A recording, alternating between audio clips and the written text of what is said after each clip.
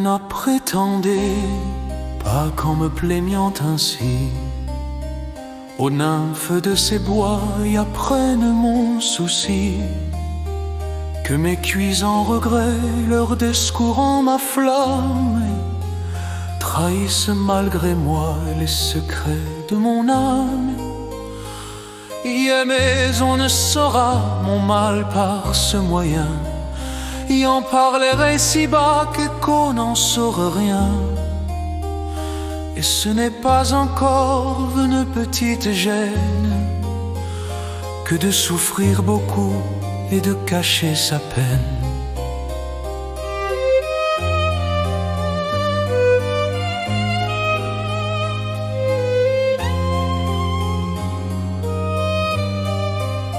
Mais outre tous les maux dont y suis tourmenté, d'un autre plus cruel, mon cœur est agité.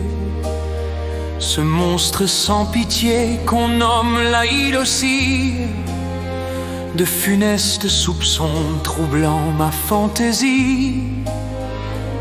Je crains que mes rivaux n'aillent adroitement blâmer auprès de vous ce prompt éloignement. Et les voix déjà vous tenir ce langage, que le jeune tire-fils est un esprit volage, qu'il n'est rien de si fort qui puisse l'arrester, que un autre ce roi mort aux dents que vous quittez, que les lois du devoir n'ont que de foibles armes quand on est retenu par de si puissants charmes.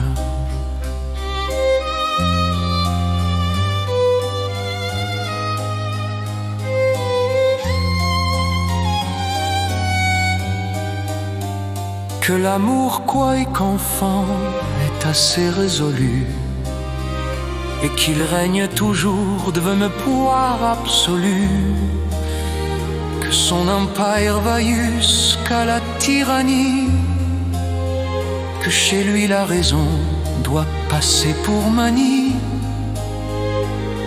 et qu'il se rend enfin plus difficilement aux règles du devoir quand il fait son tourment.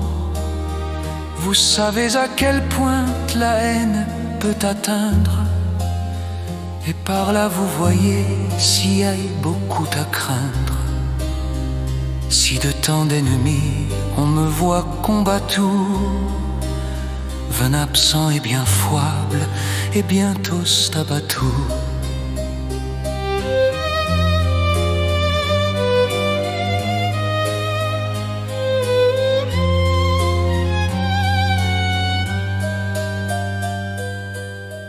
Mais cessez mes frayeurs, vous offensez si lui, elle n'escoute pas le discours de l'ennui.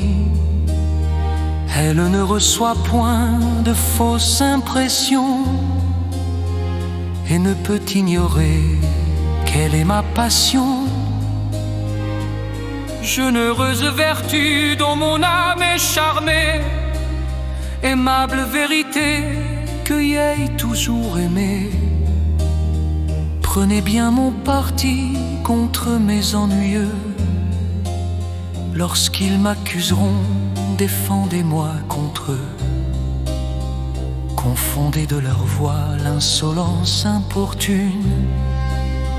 Je vous laisse le soin de ma bonne fortune. Assurez tous les jours ce miracle des cieux, qu'amour est dans mon âme ainsi que dans ses yeux, et qu'autant qu'elle passe en attraits les plus belles, y surpasse en amour les cœurs les plus fidèles.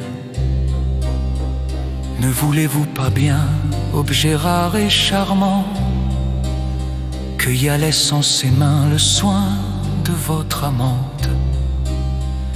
Cet appui près de vous relève mon courage, mais qui pourra me suivre en ce triste voyage?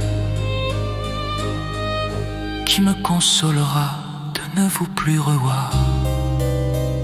Hélas, s'il vous plaisoit d'ordonner à l'espoir, quand cet éloignement sa vertu me console,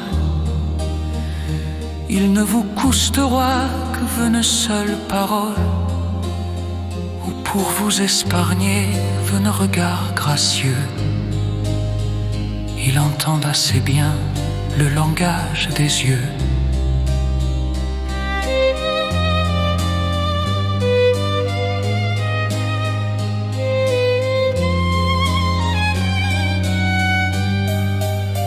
De grâce, expliquez-vous, il est temps de me dire si vous avez des saints qu'il vit ou qu'il expire. Car si vous ordonnez qu'il ne me suive pas,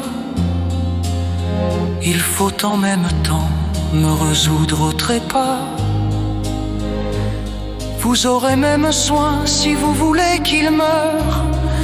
Je n'ai pas le poids de le surveneur.